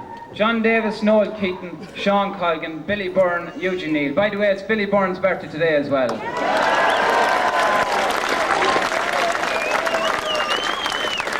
Neither Maliki or Billy will tell us her birthday, so hopefully we'll find that out later on. Last of all, I'd like to thank the wives of the players, the girlfriends of the players, the mother and fathers of the players, for putting up with us with the training. 3 nights a week he had us. Absolutely bursting us for 3 nights a week, so it paid off and it was well worth it. Last is the supporters that were over in London. They were absolutely brilliant, that's what they were. The people that couldn't get there, that support us all during the year, and yourselves here for having this fabulous occasion. It's fairly intimidating standing up here for an ordinary Kildare man playing a bit of hurling. looking down at all this. So all I can say is a really heartfelt thanks very much.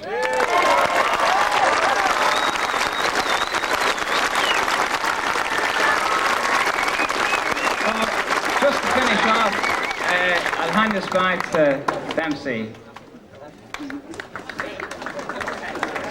Well done, Pat, and well said. Now, I said we had another personality. He has arrived. Put your hands together for Noel Dempsey.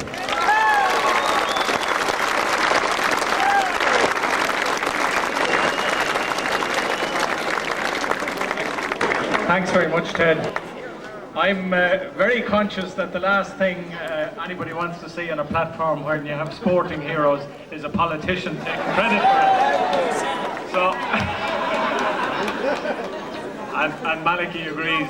So I'm not going to stay very long, except to, on my own behalf, and I think on behalf of all of the people of County Meath, to congratulate the team, all of the team, players and subs, the mentors, the selectors, the county board, and I'm sure other people may have mentioned them, but I think a special mention to those people who maybe weren't selectors or weren't involved directly with this team, but who have down through the years, for very little reward, and this is their reward now, looked after juvenile and underage teams in this county for so long. It's easy enough to do it in the footballing area because there's success, and success comes year after year almost. It takes something special for the people that are involved in the hurling to keep going. They have done that, they've done it down through the years, and this is a just reward for all that effort and for the dedication that they've shown down through the years. I know this... There's a special request from the captain that Maliki says a few words. Now, Maliki, special request from the captain. You can't let the captain down.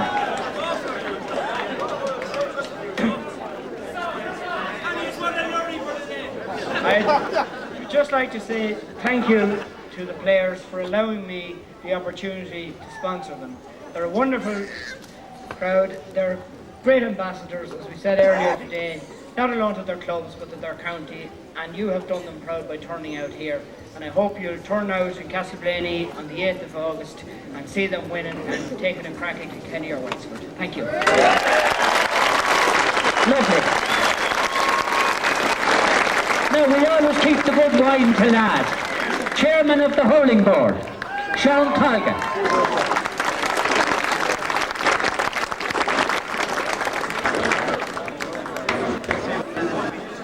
It's a proud moment for me tonight to be a trim man and chairman of the Meath Hurling Board. And I would always like to look back on the trim club over the years that I played for and sort of educated me to become a chairman of the Hurling Board. And after so long trying to win a B, to have this opportunity to be here tonight in front of this crowd to welcome a wonderful bunch of fellas. Like, I have been involved now for 4 years with the Meath Hurling Board. I think we've worked hard to develop and organise the training within the county for the county team. I think when I took it over first, they hadn't got a training ground, and thanks to Trim and the Boards Mill, who cooperated with me to make their pitches available all through the year, from since last October up to until they win the All-Ireland, if they can't win the All-Ireland proper. And I'd like to thank them very much indeed.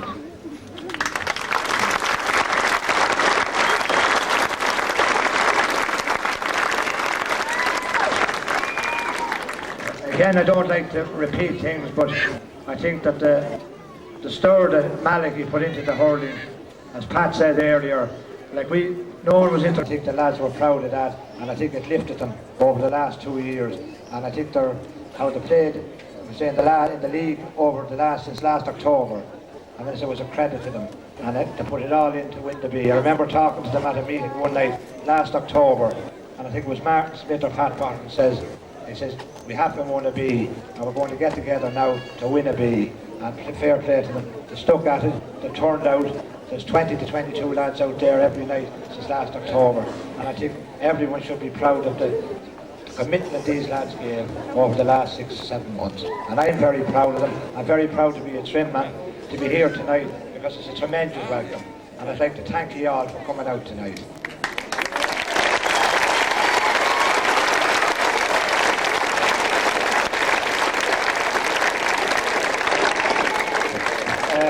For the promotion of hurling within the county, I'd have to thank LMFM and Frank Dempsey.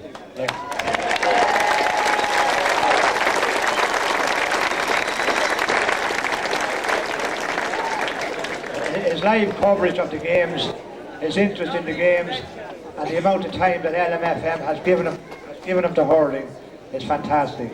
And I'd like to thank them, and I'd also like to thank the press. Like, they have given us a good lift. Maybe the footballers died last week, and maybe we're the last people to carry the can, but I think these lads have carried it for a number of years, and I think it's only full credit to them. And I hope maybe against Antrim we'll create more interest and going to qualify for the All-Ireland semi-final proper.